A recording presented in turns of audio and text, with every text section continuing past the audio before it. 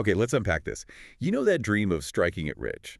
Most of us have it, but how many of us think we'll get there by, like, a lottery ticket or Yeah. some lucky break? Right. It's this sort of fantasy of instant wealth. And what's fascinating here is how often people chase that luck, especially when our source material today, the Prudent Path to Wealth, it lays out a surprisingly clear, strategic alternative. A method, not magic. I like that. So today we're taking a deep dive into those very principles, the five key steps that rich people actually use, not just wish for. We're going to give you a shortcut, really, to understanding how to build real wealth straight from our sources. Yeah, kind of playbook. Exactly.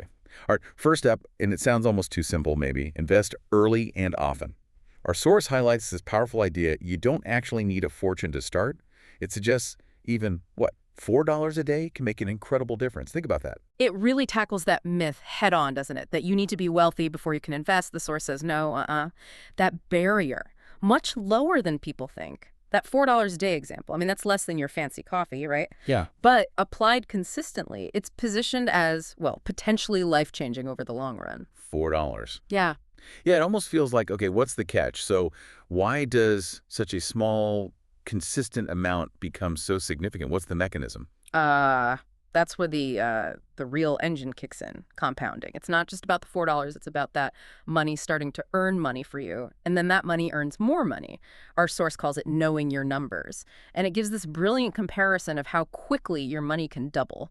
Okay, yeah, tell us about that. So look, a typical savings account, maybe 1% interest. The source says it takes, get this, 72 years to double your money. 72 years. Wow. Okay. Right. A lifetime. But then you look at the stock market average, maybe 7–10% historically. Now we're talking 7 to 10 years to double. Big difference. And if you get into higher risk, higher reward things, like, say, successful startups aiming for 20–50% returns, Yeah. could be 1.7 years, maybe even less. Right.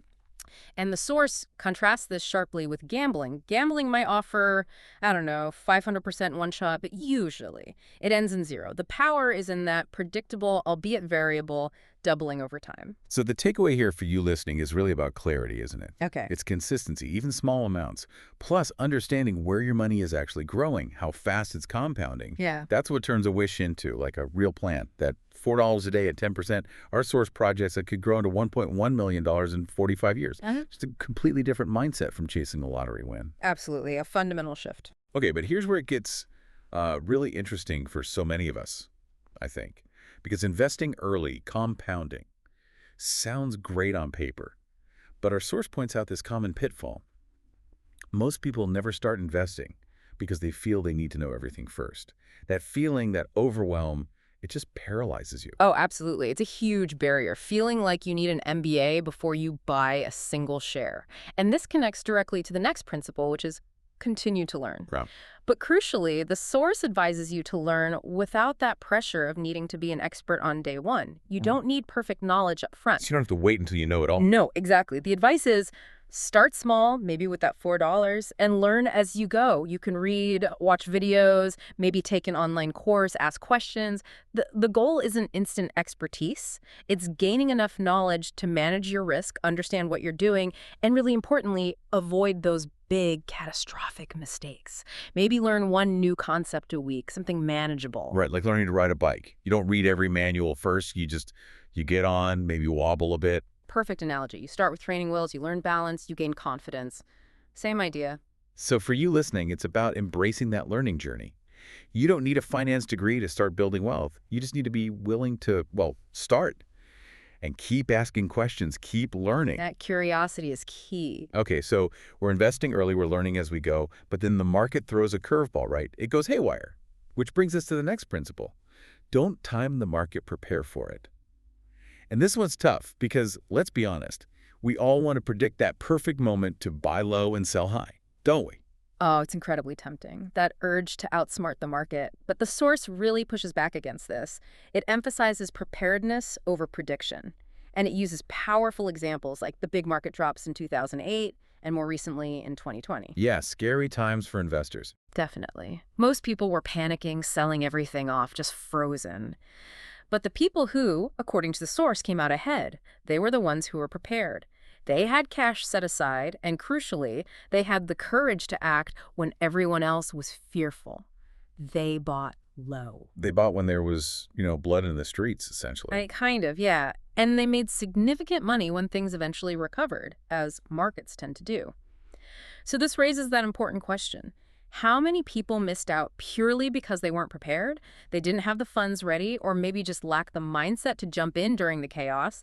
They were too busy trying to guess the exact bottom. Which is basically impossible. Pretty much a fool's errand, as the source suggests. Instead of predicting, build a plan. Have some cash reserves. Know what you'd buy if prices drop significantly. Be ready. So this really shifts the focus for you, doesn't it? Stop stressing about predicting the unpredictable. Focus on being ready. Have that plan, have the resources, and find the courage to act when opportunity knocks, even if it looks scary at the time. Strategic readiness, not psychic prediction. Exactly. Okay, finally, let's talk about maybe the most fundamental shift in how rich people really think about wealth. Our source puts it very plainly. Own assets don't just work. This feels like it goes beyond just, investing spare cash. It's a whole philosophy. It absolutely is. It connects all the dots. The core idea here is that real, lasting wealth typically comes from owning things, owning assets, investing wisely, and playing the long game. The source draws a very clear line. Building significant wealth usually doesn't come from only working a job, no matter how high the salary. So it's not just about trading your time for a paycheck. Right. It's about acquiring things that generate returns independently of your direct labor. That could be shares in businesses, investment properties, intellectual property, assets that work for you. It's about building a machine that produces wealth rather than just being a cog in someone else's machine, letting your money work hard for you. So for you, the listener, this isn't just about working harder or longer hours at your job. It's about thinking strategically. How can I acquire things that will generate income or appreciate in value over time? Things that allow your wealth to compound and grow, ideally, while you sleep. That's the shift. You're setting up your money to work for you. That's the essence of it. Moving from active labor as your only source to having assets do some of the heavy lifting. Okay, so let's tie this all together. What's the big picture for you? Our deep dive into the prudent path to wealth seems crystal clear. Getting rich isn't really about luck. It's about deliberate, consistent action. It's methodical. Yeah, we've seen that path involves several key things, starting early, even small. Understanding that power of compounding, really knowing your numbers, committing to continuous learning, but without that initial paralysis, preparing for market opportunities, not trying to time them, and fundamentally shifting focus to owning productive assets. These aren't secrets, really. They're established principles. They just require, discipline. In a mindset shift, definitely. So the key takeaway is wealth is built. It's not won like the lottery. It's a journey. And for you, wherever you are right now, maybe the most powerful step is just starting, taking that first small action. Exactly. Which I think leads to a good question for you to ponder this week. Armed with these ideas we've dug into, what's one small, consistent step you could actually take, starting this week? What seed could you plant for your own prudent path to wealth? Maybe it is setting up that $4 a day transfer. Or maybe just blocking out an hour to learn one new thing, that first intentional step. That's where the journey really begins.